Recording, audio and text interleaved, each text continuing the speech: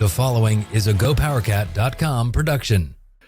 It's your final season episode of, it's the final episode of the season of The Insiders, the K-State version. And as you can see, the gang is all here.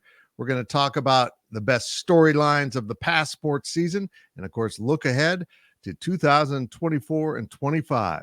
This is it, the final episode until the fall of the K-State Insiders. Welcome to the K-State Insiders, your Kansas State sports show, presented by Synergy Financial Partners. Now let's go to the rolling Flint Hills, home of the Cats and Dogs studio. Here's your host, Tim Fitzgerald. It is a crowded room today. Look at this. We've never used this layout. Big B, this is the layout I was telling you about. I like it. Yes. I like it. Brien Hanley, Cole Carmody, Ryan Gilbert, and Ryan Wallace. This is so cool. We're literally all in different places. And this here is what we we are. did for the Fitzcast, right? Yeah. There's 4 guests and you were hosting. Yeah, that's right. That's right. Yeah, we're going to probably use it a little bit on the Big 12 Insiders coming up this season as we do some panels, and we'll see. We're still playing with that format. Guys, I appreciate it. Appreciate you, everyone watching. We're not live today. This is recorded. And of note, we're recording this prior to the selection of the NCAA baseball tournament field. I will post in the comments what the result of that was. I'll pin that up top so that you know if the Cats are in or out. You probably know anyhow, but I feel a responsibility to keep you informed because we're doing this in the morning to get it out of the way so we can all do Memorial Day things, which for Big B's ribs. And I'm yes. Ooh. Oh, yeah. I have big plans for food today, but it's not ribs. And now I feel like a loser. Okay, guys, we're gonna have some fun with this and just kind of do roundtable conversation, jump in and out whenever you want. Let's start with what everyone thinks was the most important storyline in K-State sports for this past season. Whoever has a thought pop in, go ahead. Avery Johnson. You think the emergence of Avery Johnson? Yes, I think not only for this year, but going forward. Right. So, I mean, it's tough to say that football seasons are contained, right? I mean, if you go back to last year, obviously the Big 12 championship was the number one storyline, but really it felt like this year there maybe wasn't that premier game. There wasn't that premier moment besides the emergence of Avery Johnson. And to me, you know, when I look back on this season, I look back on it as a season of building. I think that's maybe how fans will come to kind of remember this season, and then the emergence of number 2, because he has a chance to be really special. And I think what we saw in the Pop-Tarts Bowl should serve as a very, very good indication of the kind of player that Avery Johnson can be. So I'll say Avery Johnson. Okay. Anyone else? I say the transfer portal. Yeah. This is the first time that, not that we haven't lost transfers from basketball or football, but this is the first time I think that we can say that it's really hit us in a way that a lot of fans didn't expect and are upset about. And I don't know if it's rightfully so, but I understand the frustration or the panic behind it. I mean, we've seen it across the country with other schools that have lost starting shooting guards, starting wings, starting quarterbacks. That hadn't happened at Kansas State. And this year it did. And I think the transfer portal is just, as far as Kansas State is concerned, I think that was the biggest storyline because we took hits. Not that we didn't replace them. I'm not saying we didn't replace guys or whatever the case may be, but I just think that we got a taste of what a lot of other schools around the country had been getting a taste of, and it hit us firmly in the face. And I think fans are starting to realize this is college athletics. This is the reality of it now. That's what it is now. Right. They come in and out. I'll jump in and save, because I don't think I'm going to take Gil's. I'll save the big headline for him. I'm going to go maybe not with so much a headline, but I'll just say a theme that I think covered both, football, basketball, women's and men's. Don't know if it applies quite to baseball, but maybe Cole can help me out and see if it applies there. But for me, and again, it's kind of piggybacking on what Cole was talking about with Avery Johnson and even what Brian was saying with the transfer portal. There's kind of been this theme all season long, all sports season long, of like the next step, like what's next for Kansas State. Mm-hmm. For men's basketball, it was like, okay, what's next after an Elite Eight? And so everybody was eager to see kind of Jerome Tang's second season. And then with football, it's kind of what's next after the Will Howard, the Ben Sinnott, and that's where the Avery Johnson part came in. And what's next for Coach Kleiman? How can they take that next step? I think even with Jeff Mittie, it was kind of what's next. There was this buzz around this team and like, can they get to that next step? And I think all year long, it's just kind of been that theme, Fitz, of like, okay, we've seen kind of what K-State has done the year before. What's next? What's kind of the immediate future look like on all horizons? And we kind of got a taste of that in all the different teams. Yep. Ryan Gilbert. You guys know me. I've got to go basketball, right? Yeah, and I hate to do it. I hate to bring this up, but the most important storyline from that hoop season was the whole Naquan Tomlin saga, and K-State missed out on the NCAA tournament, and it seems like they were set up for failure before the first game was even played, and then you lose Quez Glover, and so it was just a forgetful year for hoops. I know there were still some high moments, and Tyler Perry had some numerous game winners in there. And so I don't want to just forget about the season, but as a whole, before the season had even started, everything that happened off the court with Naquan Tomlin just kind of set the stage, really. Yep, you're right. I guess my two answers would be, I agree with Cole, but on a more narrow focus. I think the Pop-Tarts Bowl and what happened is an incredible positive, that you could move on from some of these star players and still beat a very good NC State team who honestly had the same thing happen. They had their star not play in that bowl, but K-State looked like a very sound football team in the bowl game, and I think that's positive news going forward. The other side of that coin is I think almost every sport disappointed this year.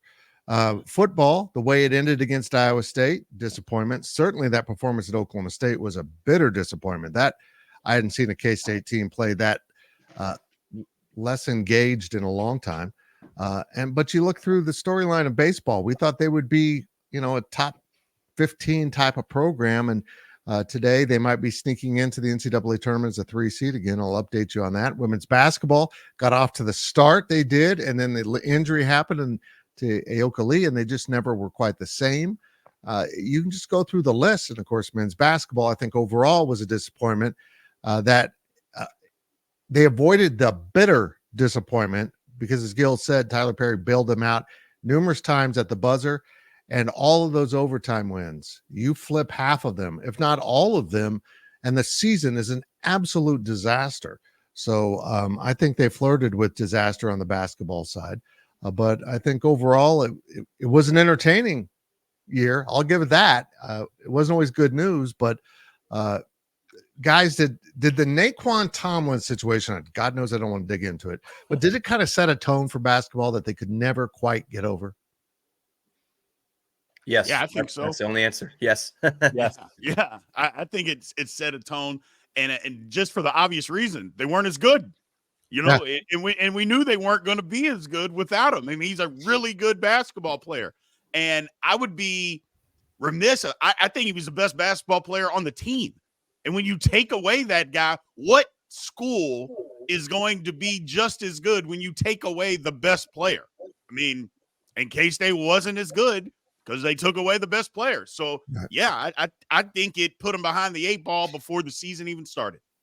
Like a year ago from now, just the offseason that K-State had, everything was revolved around Naquan Tomlin. You look at the 5-out offense that was installed, you go down the line. Okay, if Naquan Tomlin was never born, he was never a part of K-State's team, K-State would have had, Jerome Tang would have added somebody on that roster. But when you get dismissed from the team, halfway into the year and the incident happens right before the year, whatever, there's no time to adjust. And so out of nowhere, you lose your superstar.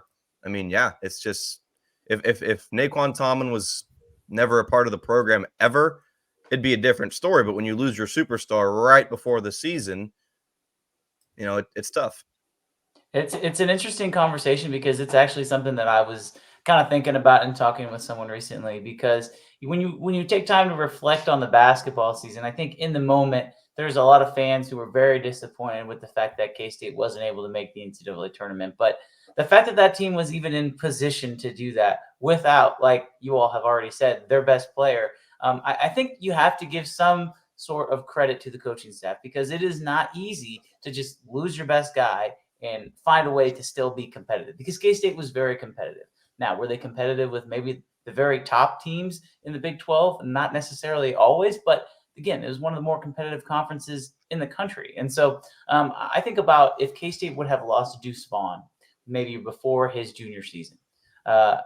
Yes, he's a running back, so technically he's replaceable. And DJ Giddens would have been very capable, but he wouldn't have been the same. He wouldn't have even been close to being the same. And so it's kind of the same thing. Some of these guys who maybe were not ready were forced into action, and people's opinions changed of these players, maybe necessarily before they were ready. And so I think that, losing, anytime you lose your best player, it does set a tone. And just recently, Tyler Perry, after Naquan Tomlin was working out at the G League Combine and scoring 25 points, he put out a tweet that says, "Oh man, what could have been," right? And so you can't tell me that those guys in the middle of the season weren't sitting there, sitting on their couch playing 2K thinking, "Man, I really wish we had Quan around because we would be a lot better." Like, of course, right? Like, of course there are those internal and external conversations, but man, if we had this guy, it would be so much better. And sometimes you can kind of dwell on it. And I don't want to necessarily say that became a crutch, but it did set a tone because, there's a million if, ands, and buts. And they went over those if, ands, and buts probably about a million times. Yeah. I guess all I'll say on the Naquan Tomlin situation is I agree with the overriding sentiment that, it just didn't help them get off to the right foot, especially, again, coming off the season that they had where there was a lot of hype around Jerome Tang's second season. And I mean, that took some air out of it, like a lot of air out of it. But Fitz, I keep coming back to this season when I think about Tomlin. Like, would he have helped them win some games? Yes.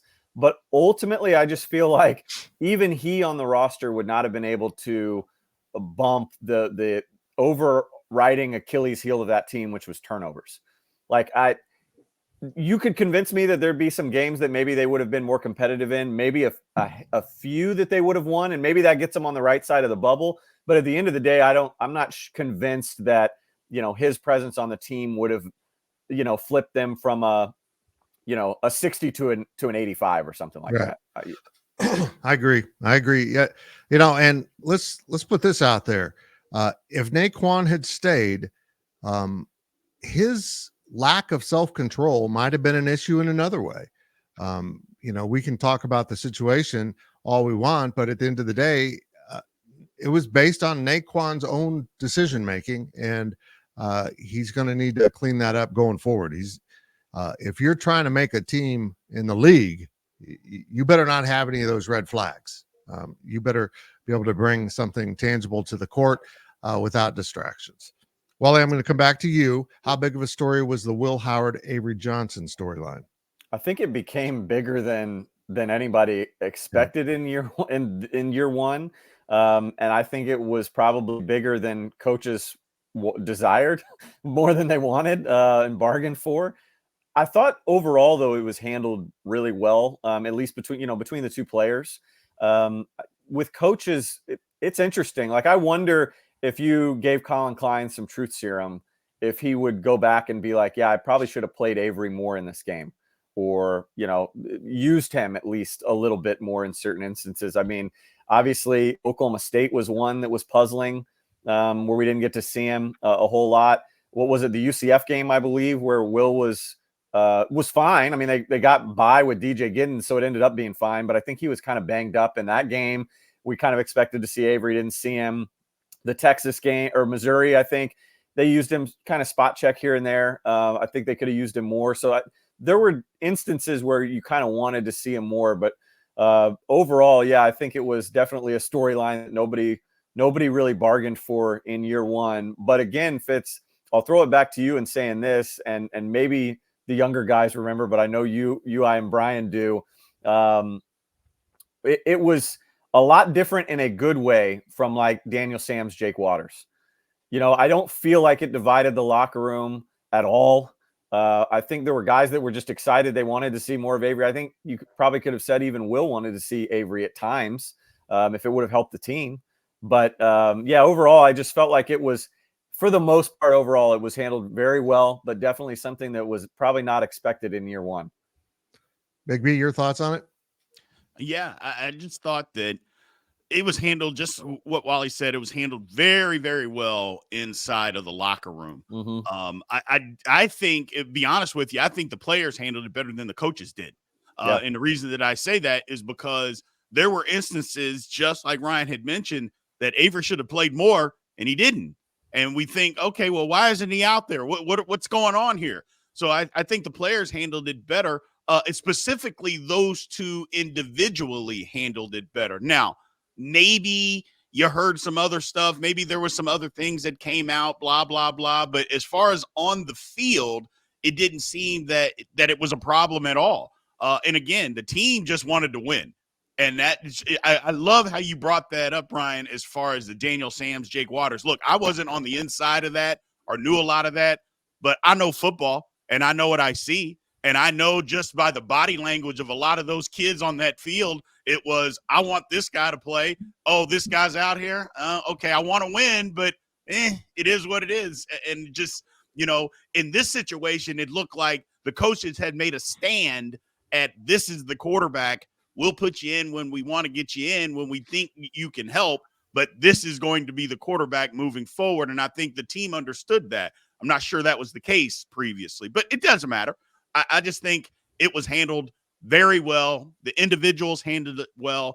Fans are never going to handle it well. It doesn't matter what. We're going to be crazy no matter what, because as soon as somebody makes a mistake, we want the other guy in. So the fans never handle it well. It wouldn't matter what happens. So we're all guilty of that. But for the most part, yeah, I agree. I think it was handled as best as they could. But I think the players did an outstanding job, because anything can happen in a locker room that could fracture a locker room. And I don't think that actually happened. Yeah, I agree with all that.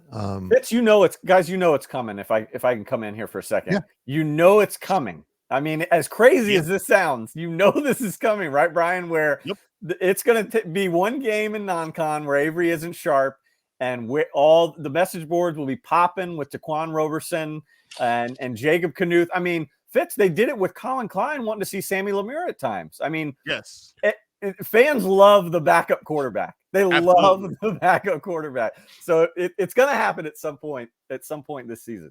And it's also going to happen with Dylan Edwards and DJ Giddens. Let's not get that twisted, right? Like, there will be the same fans who didn't want Dylan Edwards anywhere near Manhattan after he decommitted are now going to be calling for Dylan Edwards to get 25, 35, 40 carries a game over a guy who is probably going to go into the NFL.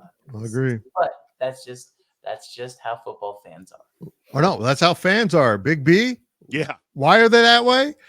A fan is short for fanatic. It's short for fanatic. They are crazy. Look, I say we are crazy. Yeah. It's just man. It's just the way that it is. It's just, look, first of all, the whole backup quarterback, it's the best job in America. Everybody wants you to play, and nobody expects you to really be good at your job. So if you do mess up, it's okay. But we all want you to play as soon as there's a mistake. But yeah, we know it's coming. But I love that fact of it. Look, I love being a fan. I love fans in general. It's just crazy. It's just crazy. Ryan Gilbert, do fans, the fanatics out there, just have to get used to this rolling roster theme that's going on with K-State basketball, or will it settle in? Yeah, I think football, to an extent, it's more prominent in basketball. Yeah. Yes, but I mean, this is the new way that this is going to be, right? So it's different. You're not going to have those Barry Brown and Dean Wade and Kamau Stokes guys come in for 4 years and grow and get better, and you're not going to necessarily see the fruits of that labor the way you do it with a guy or a group of guys that come in for 4 years. But if you can win with an older roster, get old and stay old, from the transfer portal, it's different. But if you can win, does it really matter? That's true. No, it's true. Cole, how disappointing has baseball been this season? Because they're going to probably be in that tournament when it's announced a little bit later, but there was dreams of being one of the 16 sites to host the tournament. And now, honestly, they're kind of sneaking in as the 3 seed at one of those locations. Yeah, I think that this season has been strange for K-State because The last 3 seasons, really, this team has been a bubble team, but they've been thought of differently. I think they've been thought of differently in large part due to the non-conference schedule, and they've also been thought of differently in large part because they haven't had the flaming Big 12 start that these guys had. They were 6-1 after their first 7 games. The difference is, and I don't know if a lot of maybe common fans realize this, but they played 30 Big 12 games this year, and that's different than in years past. That's an extra series, and so those 3 games will inflate or deflate your record depending upon who you see. You don't see everybody this year. So K-State didn't get to play Baylor, who was one of the worst teams in the entire Big 12.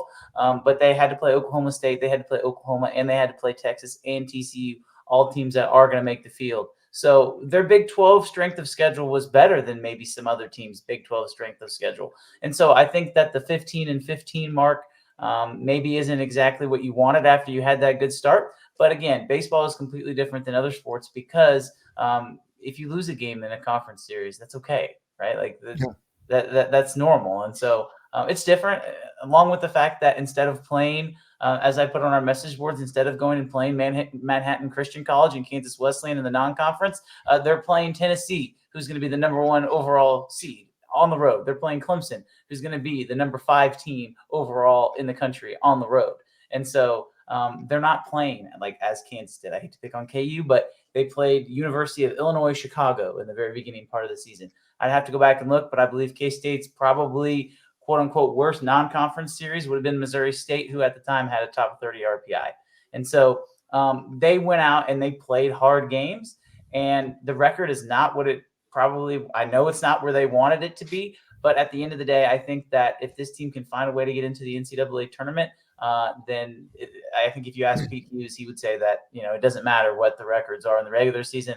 I would also say that, they have a lot of talent on that roster. And so I don't believe that there's any reason that this team should be a bubble team. They should have been safely into the field. Yeah. But, if they get left out, then there are conversations that need to be had. But I personally think I'm going to go on record and 30 minutes before the show and say that I'd be very surprised if they're left out. Yeah, we could have waited till 11, but if it's a typical ESPN show, we'd find out in like the last 5 minutes of the show. Yeah. What's really the information we need. That's it for the first portion of the K-State Insiders on this Memorial Day. I hope you and your family are having a great day. Let's remember what this day is about. All of those who served and fell in their duty of America. Make sure if you got one, put that American flag out. Someone help me remember to do the same as soon as this show's over. But what do we look for in the upcoming sports season? We'll get to that in the next section of the K-State Insiders. We'll be right back after these messages from our sponsors. At Synergy Financial Partners, the mission is to change the way Americans plan for their financial future. Synergy doesn't just offer you a financial plan. At Synergy, the goal is to help you find your best financial future. Learn more at synergyfinancial.com. Welcome back to the show. Let's return to the Cats and Dogs studio. Welcome back to the K-State Insiders Memorial Day edition. Last week, we took the week off. We had a lot of conflicts in our schedule, and I promised you a final show. Did I remember that it was Memorial Day? No. So we're recording this a little bit early in the day so that the boys can get on to their big happenings. I'm sure Ron Gilbert has big plans. Gils, what are you going to do for Memorial Day? I'm going to go out and play some basketball, enjoy the nice weather. I'm not sure what else I'm going to do, to be quite honest, guys. That was actually more than I thought you would have on your plate. I should invite you over to do something, but I don't like you that much. Yeah, I know. Okay, boys, it's a new slate. It's literally springtime in Kansas. Everything is fresh and new. And as we look forward to this upcoming sports season, I think what we know the big storyline is, it's going to be pretty obvious. I would imagine he's also the front page image of this Insiders podcast, but is the potential of Avery Johnson the number one story, or is there something else? Avery. I mean, it's Avery. It has everything about it. I mean, not just that he's talented in terms of what he does on the football field, but like he's also like he kind of has everything. Like he's got the hair, he's got, you know, the swagger, but he can also be kind of like your community first kind of guy. I mean, everything about him, there's just like an aura about him that I don't know. Like the last I was trying to think about this the other day, like the last K-State athlete that kind of could just kind of had it all. I mean, obviously a lot of people think back to, from a football perspective, probably Deuce. I mean, maybe you don't have to go that far back, but even Deuce, I don't know if he captivated like a national audience maybe until that last season, maybe. I mean, and he was notoriety. His notoriety was obviously that, you know, he was smaller, and so he had that going for him in terms of something that nobody else really had. But I don't know, man. I'm really struggling to think of somebody that I just think checks so many different boxes, right? Like that Avery does. So it's got to be Avery. I can't think of another storyline that's bigger. Big B, did you play with the last quarterback that had this kind of energy around him in terms of national exposure and the excitement of the fans? I don't know. I mean, look, Colin was different. I think he got the notoriety because the team was good. Right. And I think that was more of how he got the notoriety. But with Mike was the story. You know, obviously the team was very good, and we knew that going in with all the NFL guys that came off of the team, but he was the guy. I mean, and everybody around the country knew that. So I think that might be the case. I think it's a good thing. I think what Ryan is talking about, you know, Deuce, he did get his notoriety because he was small. The difference is, and this might make K-State fans a little mad, but it's just the honest truth, he wasn't the best running back in the country. Yeah. Where Avery has an opportunity to be the best quarterback in the country, or at least in that conversation. I'm not sure if we're being honest with ourselves. Deuce was very, very good, but there was a slew of running backs, and you know how running backs are in college or just anywhere. They're a dime a dozen. Quarterback is not. It's different. And I think Avery has that opportunity to be the guy that the country's talking about, especially in this conference. Look, there's going to be some really good quarterbacks in this conference. A few of them are getting some notoriety nationally. If Avery can compete with those guys, yeah, he's going to be it. And it's just what he said. He's got the look with the hair. He's got the charisma. He's got what it is. Now he just needs to get out there and just do it. Well, and like Brian was saying, Fitz, like Colin stylistically wasn't that fun to watch. Like, I don't know how many people were tuning in outside of just K-State being a good team that year. Like, we need to watch this team. Oh, and they have this guy that runs the ball a lot and is, you know, a fairly good kind of passer for that offense anyway. Right. But then Fitz, and you can answer this too, even like with Darren and Brian, maybe even with Mike, from what I remember, I was even young at that time, but it felt like those two guys even were sheltered a little bit from media access, right? Or no? You're 100% correct. So we didn't get to see them and hear from them like I think we will with Avery. I think Chris Kleiman trusts Avery in front of any writer, any camera, any whatever. He's going to be out there speaking on behalf of the team. It's totally different, Fitz, than I feel like anybody that K-State football has had in a really, really long time, if not ever. Well, as his own father says, Avery's the adult in the room, no matter what room he's in. He's a grown kid. I mean, he's something else. He really is. I know we seem like we're fawning over him, but this young man really is special. And Ryan Gilbert, one of the things that even caught me off guard, even knowing how special this kid could be, was the fact in a conference. And Cole, I want to ask you after Ryan about the quality of quarterbacks in this conference. It's got to be the best quarterback conference in the country this year. It's amazing. The new Pac-12 schools are bringing some really good QBs. But with that said, Gilbert, we just talked about this on the Big 12 Insiders last week. When you talk about Heisman odds, there is Avery Johnson atop the Big 12 with the best odds in the conference. The nation's taking notice, aren't they? Yeah, and we talked about this, Fitz. Is it a sucker bet for K-State fans? I mean, K-State's going to have to win pretty much every game, maybe have one loss for Avery Johnson to really be considered here. Now, I talked about 2012 with Colin Klein. Why did he not win the Heisman? It was because he wasn't flashy. He wasn't sexy like a guy like Johnny Manziel. And like Wally mentioned, right, Colin Klein just, solid quarterback, but, the country's not tuning in just to see him play. The country, I can see it right now. The country, fans are going to tune in. College football fans are going to tune in to see this guy play as long as he lives up to the hype. And so, Avery Johnson, I don't know if that's the smartest bet, for him to win the Heisman, but by all means, if K-State goes undefeated, has a really good year, and he's the figurehead of this team, absolutely, man. You can write that story. It's not crazy. Wally, I still contend that if Colin Klein had an imaginary girlfriend and had danced on a bar table on Halloween dressed as Scooby-Doo, he might have won the Heisman. He might have. I mean, that is Colin's best trait in terms of just who he is, character, right? Yeah. Doesn't win you the Heisman. Let's be honest. You kind of have to have something edgy about you. Like who was the last Heisman winner we had that was just cardboard box? I mean, you can put them in a box. You gotta have something. Crouch. There you go. Maybe you gotta have something, Fitz. That You gotta guy's have a head would rotate, Heisman though. moment.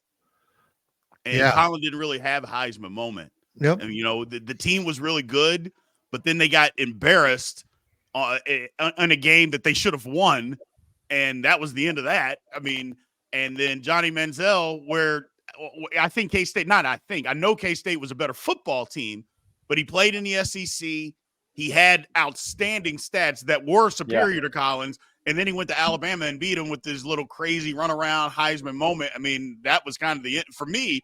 That was the end of it. I thought Colin had to go undefeated to do it, where you're right about Avery. I think Avery will have to go. I don't know if they have to go undefeated, but K-State's going to have to be in the conversation for him to win. K-State's going to have to be in the playoff conversation for him to be able to win it. Cole, maybe this will lead into what I know Fitz said he wanted to talk to you about this, and maybe this is the lead in, but Brian, you just sparked my mind here.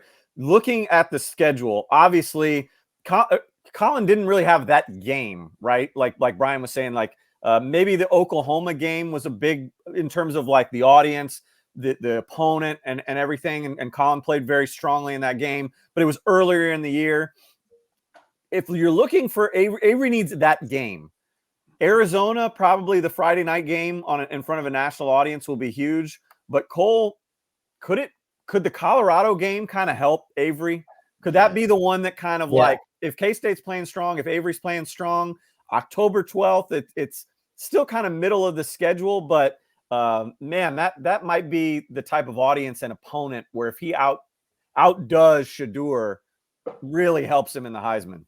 Yeah, that's kind of what I was thinking. Maybe Kansas. I think the Sunflower Showdown has another opportunity against Jalen Daniels. Again, it just goes to show you, as Fitz was kind of saying, the amount of good quarterbacks that are in this conference between Noah Fafita at Arizona, and then, as you just talked about, Wally, Shedeur Sanders at Colorado, Jalen Daniels at Kansas. He has an opportunity to prove himself to be the best quarterback in this conference by literally beating those other guys head to head. And I'm not of the opinion that, wins are a quarterback stat. I understand people talk about that a lot, but I don't necessarily think that even if K-State loses those games that Avery Johnson's a worse quarterback than those guys. But, we talk about how good Avery can be, but I think the added wrinkle to all of this, and, for every single Heisman winner, not only do they have to be really good, but they have to be really well known.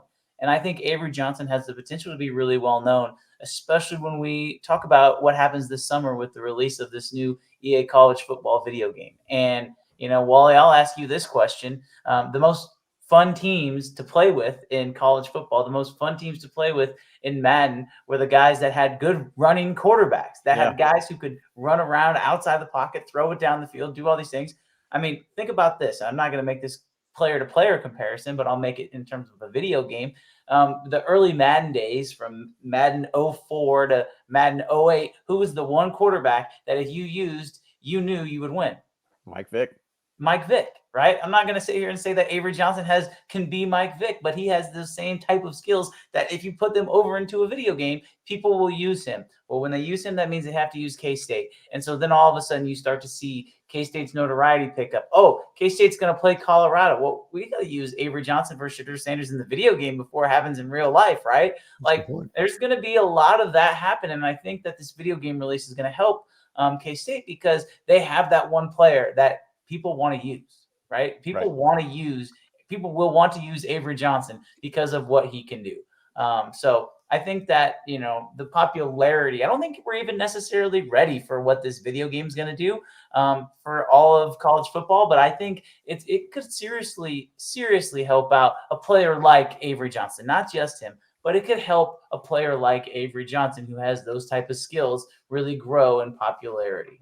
Well, hey, Fitz, one more thing that I just thought of too. And again, it's one of those things that it's the elephant in the room. Nobody really wants to touch it, but the reality is like it exists, right? And I don't like to think of it like this in terms of a divisive line.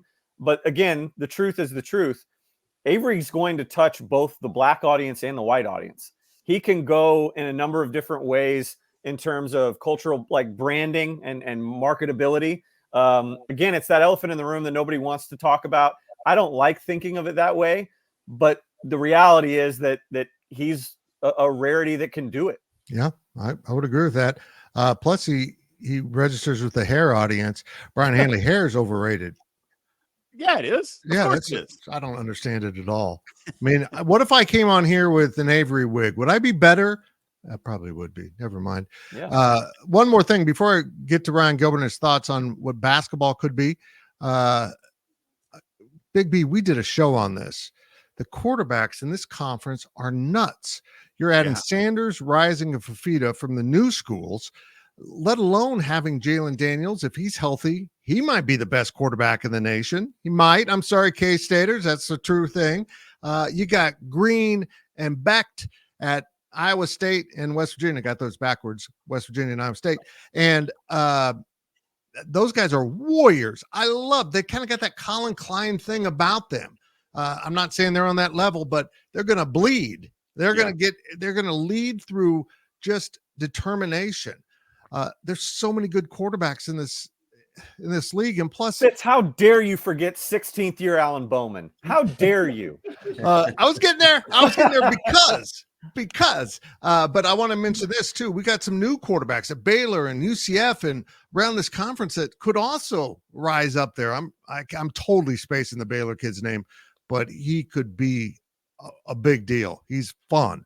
And at Oklahoma State, you've got the perfect pairing for Alan Bowman, a guy that we can all agree, and Oklahoma State fans would probably agree, doesn't have the it factor, but he has the running back. Ollie Gordon might be the best running back in the country. And if that line holds up, it takes a lot of pressure off your quarterback and he can look better. It's going to be a huge year in football, a huge year. But Ryan Gilbert, basketball keeps getting better. The Pac-12 editions, certainly bringing in Arizona. You got Houston that came in last year to go with Kansas. Iowa State seems to be finding their stroke.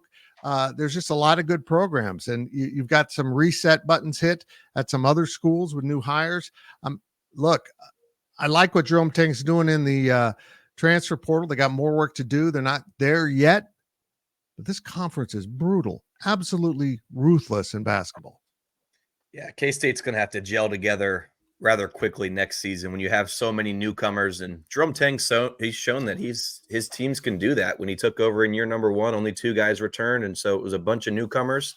So it can happen, right? But the mentality, the approach of kind of trying to figure things out along the way throughout a season, I think Jerome Tang's been outspoken about that at times, that the goal maybe in the start of a season isn't to win games, it's to find out the strengths, weaknesses, all that stuff, and then start to click and gel together by the time Big 12 play hits. Well, last year, you go back to K-State's non-conference, could have been a lot better. I know that there were a number of issues that left that team out of the field of 68, but a better non-conference, strength of schedule, and wins, not getting blown out by Nebraska, stuff like that, those go a long way. Opening the season against USC, there was no panic at all from Jerome Tang. And I get it. You got a long season ahead of you after that first loss out in Vegas, Fitz, but at the end of the day, I think the urgency needs to be higher coming out of the get-go for this upcoming season, because the Big 12 is tough. If you go 8-10 in the Big 12, that can be enough. Now, you go back to K-State last season, it wasn't. Why? Because the non-conference was rather weak, right? If you go 8-10 this year coming up and you have a stellar non-conference, it's a non-negotiable that you've got to win all 3 games in the Virgin Islands and go up to New York and steal win against St. John's. You've got to win those games so that you can give yourself that wiggle room throughout that. It's a 20-game grind in the Big 12 this season, right? So you've got to give yourself some wiggle room get those wins early on because, yeah, Fitz, the Big 12 is Welcome that's to all I the have to say. Big 12 stuff. That was hilarious. That was fantastic. This is like coal just fell off the face of the earth. Go ahead, Gills. Try to finish that thought. That's all I've got, really. The Big 12's tough. Get those wins early because a team like this is going to need to gel. Obviously, you got to gel as quickly as you can. Get rid of the turnover problems that you had from last season. Yep, it's going to be a big hurdle. Women's basketball looks favorable again. Lee comes back. We'll see if Jeff Mitty and his coaching staff can get a little more oomph out of it. Got to keep her healthy. And their recruiting has already taken off for 25, 26. So that brings a lot of hope to the program moving forward. And I'm a volleyball guy. The volleyball Cats maybe were the biggest happy point in some ways. They got off to a slow start under the new coach, but then they broke through and really had some huge wins down the stretch. Not quite good enough to make the tournament, but I think that is going to be a tournament team for many years to come. Let's take our second break. And after this break, I'm going to ask the guys their final thought, either looking back or going forward, what really sticks out to them and what's going to be so important about that as we look back in the scope of K-State athletics, maybe 5 years down the road. And Gills, to follow it up on something you said, we all left Las Vegas, and we sadly had to leave Las Vegas after K-State lost to USC, telling ourselves, well, that's a really good USC team that K-State lost to. They stunk, and it really did end up setting a tone for the season. This is the K-State Insiders. We'll be right back after this message from Synergy Financial Partners, our partner on both of the Insider shows. We'll be right back after these messages from our sponsors. At Synergy Financial Partners, the vision is to build the world's largest consumer financial education and empowerment company. Synergy doesn't just offer you a financial plan. At Synergy, the goal is to help you find your best financial future. Learn more at synergyfinancial.com. Welcome back to the show. Let's return to the Cats and Dogs studio. This is the Cats and Dogs studio. I'm Fitz. The dogs are pinned up, so we can talk about the cats without a lot of barking. They got big Memorial Day plans too, guys. They got a lot of barking to do. This neighborhood needs supervision, and we could also be saved from murder about 4 times with Daphne barking. I mean, she saved us so many times. Guys, it was a really interesting year in K-State athletics, and I guess I'll throw my first thought about K-State sports, both looking back and forward. And I'll let you guys come up with something. We'll try to dig into your creative minds to make this interesting. I think when we talk about K-State athletics, we have to pause and think about Gene Taylor.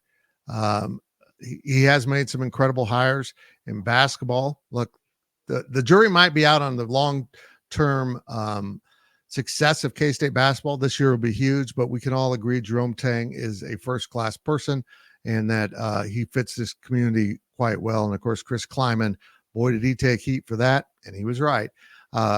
And as we head into this new era of college athletics, and boy, I hate bringing this up all the time, but House versus NCAA is going to change everything about college sports. It won't really be college sports anymore, sadly. Nobody's made this decision. The courts have. And how will K-State handle that? Gene's got a lot on his plate going forward. Someone take it from there. Thoughts on your big significant thought to close out the show? I'll take it. I'm going to just stick with football. And I think that what I'm looking forward to this year is kind of twofold on football. And I think the first is going to be the ability to just handle being the favorite. Yeah. It's something that Kansas State just, their MO has always been, our MO has always been relishing the underdog card. And it starts even with recruiting, right? It's getting the most out of these guys that were overlooked by the power programs that play with the chip on their shoulder. That has carried on. But now you're looking at the 2024 schedule. And there aren't many games, if any, that I think right now going into the season, and again, things change, that they won't be favored in. Mm-hmm. It's a weird position for Kansas State to be in. It's not weird for Chris Kleiman because he's been there with North Dakota State. So maybe that's a bonus that K-State has right now is they've got a coach that, granted, it's been how many years now? 6 since he was at North Dakota State. So, I mean, he hasn't felt it in a while, but at least we know that he's been down this road. He's just going to have to do it again. And again, it's something that within the K-State like identity and the DNA, they're just not used to doing and doing well. It just seems like they always play better as the underdog. And then the other thing, again, kind of merging the past with the future, guys, they got to finish. They got to finish the job. So many times we've seen Kansas State already in this show. How many times we brought up 2012? You're one game away, and I know injuries happen and everything, but you're right there. You're on the doorstep, and couldn't get it done. And we all remember 97 and 98 being right there, being so close. This team has the ability to be right there and knock on the doorstep of the college football playoff, but they got to finish. And, you look at that schedule and at Houston, Arizona State, Cincinnati, it feels like, that same path that K-State's always been, where it's like, oh man, we're going to cruise to the end. And those are those type of games that they've got to finish. They got to finish. Fitz, they are so close to really propelling this program forward in a world where they can be the dominant program in the Big 12. They can be the every year representative in the college football playoff. It starts in 2024. They've got to understand how to win as a favorite. They've got to finish. They've got to finish. Yep. Great point. I second that, Ryan. And Fitz can attest to this. I'm of the mindset of, we got to stop as a fan base, as a university, as everything. We got to stop with the woe is me. We can't compete. We're the little engine that could. No, it's okay to be good. It's okay to say that you're good, and it's okay to go out there and just go be good. You don't always have to be the underdog. I know a lot of fans think that, it's better if nobody sees you coming. Well, okay, that can be fine. But even if they do see us coming, it's okay for us to just roll over you too. So I like that K-State is. And Ryan, you're right. What game is K-State not going to be favored in? Now, again, you go through the season, God forbid, injuries, whatever the case may be. But from right this very second, there is not a game that they are not going to be favored in this year. And I think that's a great thing. I do. I like that aspect of it. But to answer your question, Fitz, it kind of goes back to the fan thing is I just want fans to understand that this is what college athletics is going to be moving forward. I know everybody says that this is ruining college athletics, and maybe it ruined what it was, but they're still going to kick footballs off, and they're going to still tip off basketball. They're still going to throw baseballs. You're still going to spike volleyballs. All of that stuff is still going to happen no matter what. So while it might be different, it's not over. And I think fans have to understand that we just have to adapt with what's going on because, again, all of those things are still going to happen. K-State is still going to participate in all of that. So as long as we are, we might as well go out and be the best. It's an ever-changing climate. Things are totally different, but change doesn't have to be bad if you embrace it because, again, it's here and it's not going away. It's just not. So just embrace what it is. Understand what it is. We said this several times, Fitz, on the Big 12 Insiders is like, look, basketball, football, baseball, track, whatever the sport may be, change is going to happen every single year. The days, and we talked about it earlier on this show, the days of having guys or gals at your university 4 and 5 years, that's few and far between. So love your school, love K-State, and just root for whoever's playing for K-State, and you will be fine. Amen. 730 days ago was 2 years ago. That's 365 plus 365, right? I got my math right. Yeah. I want to do that to Fitz. I got to take a shoe off. Hold on. Just making sure. Okay. I specifically remember doing the questions podcast with you, Gills, and you, Fitz, and we were sitting there talking about, is K-State going to have to go to the Mountain West? Right? Like, what's going to happen with conference realignment? Is K-State going to have to go to the Mountain West? What is this Commissioner Bob Bowlesby doing? This conference is ruined. That was a serious talking point. That was a serious conversation. But it's not anymore. It's over. That's done with. K-State is safe. They might not be in this quote unquote super league that, whoever wants to start that, but K-State has a place in college sports. So as a fan, enjoy it. Just like you were talking about, Big B, enjoy it. You get to see some very high-level competitions between football, between basketball, and even women's basketball. K-State's going to be competing at the highest level. If you don't think that Jerome Tang is going to have K-State back to a point where they're competing for the NCAA tournament every single year, you're crazy. Those guys are committed to doing that. They're going to get back to that point. At some point, they will. So, yeah, K-State fans just need to enjoy the ride, because this is not something that was guaranteed 2 years ago. Right. True. Gills?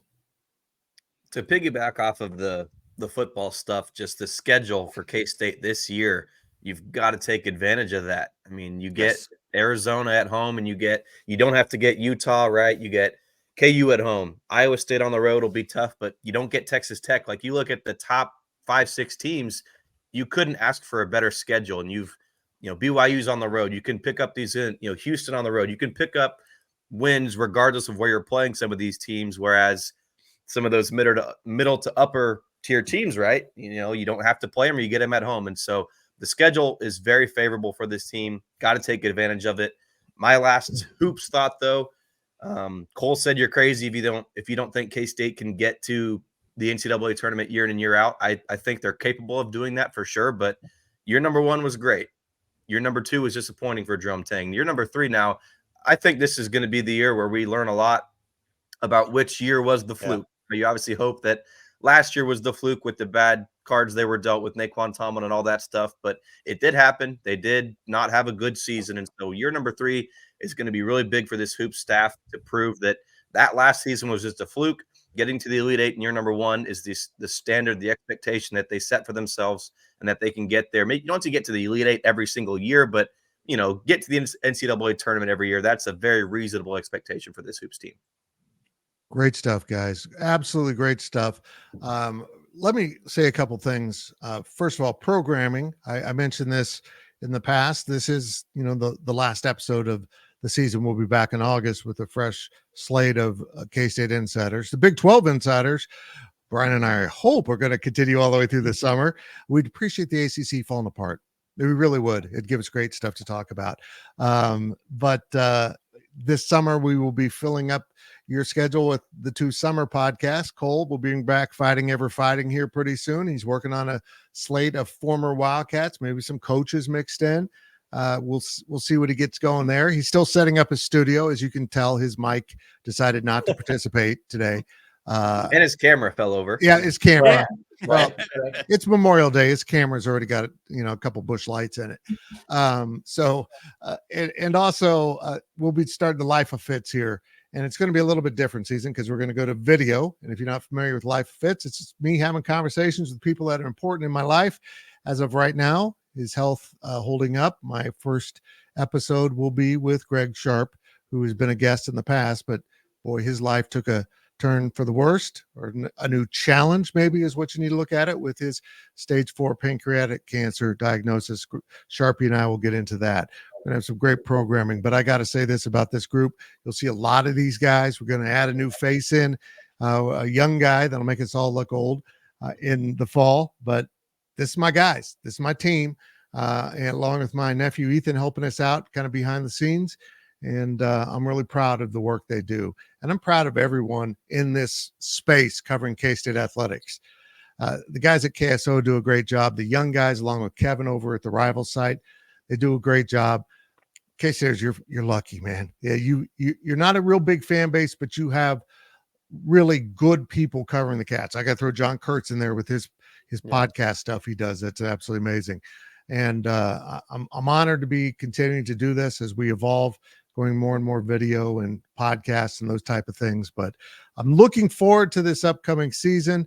And boy, it's been fun so far. It's been fun. I plan on sticking around for a while. If it's going to be this fun, I won't be leaving. And also another selfish note, tomorrow's daily delivery, Tuesday's daily delivery, is maybe the most important one I've done in a very long time. It's about a very, very serious situation that's hit home for me. It's not about my health. It's about someone else. And I hope you will all watch it. That's it for the insiders. We will see you in a couple months, I guess. It's going to go really fast. But thanks, guys. You guys are the best. We'll talk to you later. This has been a GoPowercat.com and Spirit Street production. Please support this show by subscribing to this YouTube channel or follow us on your favorite podcast platform.